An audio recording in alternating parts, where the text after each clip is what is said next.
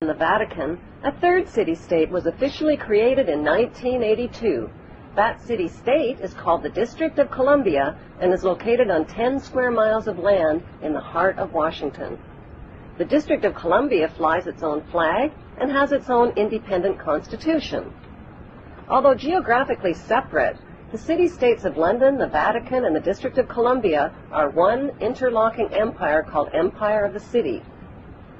The flag of Washington's District of Columbia has 3 red stars, one for each city-state in the 3-city empire. This corporate empire of 3 city-states controls the world economically through London's inner city, militarily through the District of Columbia, and spiritually through the Vatican. The Constitution for the District of Columbia operates under a tyrannical Roman law known as Lex Fori, which bears no resemblance to the U.S. Constitution. When Congress passed the Act of 1871, it created a separate corporate government for the District of Columbia. This treasonous act allowed the District of Columbia to operate as a corporation outside the original Constitution of the United States and outside of the best interests of American citizens. A sobering study of the signed treaties and charters between Britain and the United States exposes a shocking truth. The United States has always been, and still is, a British Crown colony. King James I was famous not for just changing the Bible into the King James Version, but for signing the first Charter of Virginia in 1606. That charter granted America's British forefathers a license to settle and colonize America. The charter also guaranteed that future kings and queens of England would have sovereign authority over all the citizens and colonized land in America stolen from the Indians. After America declared its independence from Great Britain, the Treaty of 1783 was signed. That treaty specifically identifies the King of England as the Prince of the United States and contradicts the belief that America won the War of Independence. Although King George III of England gave up most of his claims over his American colonies, he kept his right to continue receiving payment for his business venture of colonizing America. If America had really won the War of Independence, they would never have agreed to pay debts and reparations to the King of England. When Congress passed the 13th Amendment to the Constitution, the U.S. President was made subservient to the King of England. The 13th Amendment is called the Title of Nobility Amendment and forbids U.S. presidents and their officials from using royal titles like king or prince or baron. For some mysterious reason, the 13th Amendment, which was ratified in 1810, no longer appears on current copies of the Constitution. America's blood-soaked War of Independence against the British bankrupted America and turned its citizens into permanent debt slaves of the king.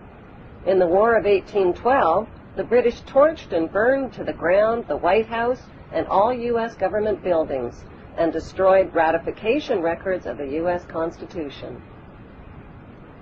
1 century later, a corrupt U.S. Congress committed the biggest theft in world history. They passed Paul Warburg's Federal Reserve Act in 1913, handing over America's gold and silver reserves and total control of America's economy to the Rothschild banksters. Most Americans still believe that the Fed, or Federal Reserve, is the government. It is not. The Fed is a privately owned banking system whose majority Class A shareholders are the Rothschilds, Warburgs, Kuhn and Loeb, J.P. Morgan, Rockefeller, Israel Seif, and the Lehman Brothers.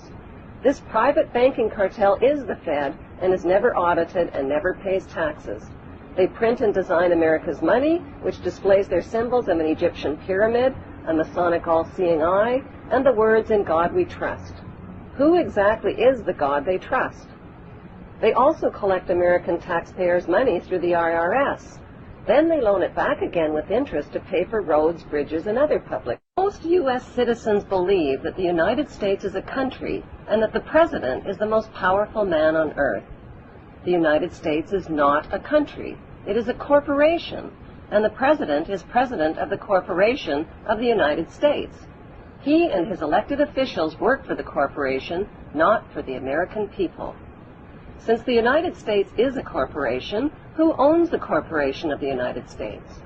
Like Canada and Australia, whose leaders are prime ministers of the Queen, and whose land is called Crown Land, The United States is just another crown colony. Crown colonies are controlled by the empire of 3 city-states. At the center of each city-state is a towering, phallic-shaped stone monument called an obelisk that points skyward. In D.C. city-state, the obelisk, known as the Washington Monument, was dedicated to Freemason George Washington by the Freemason Grand Lodge of the District of Columbia.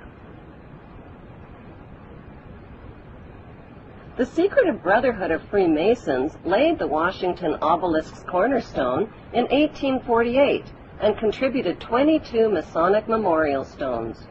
250 Masonic lodges financed the Washington Monument obelisk, including the Knights Templar Masonic Order.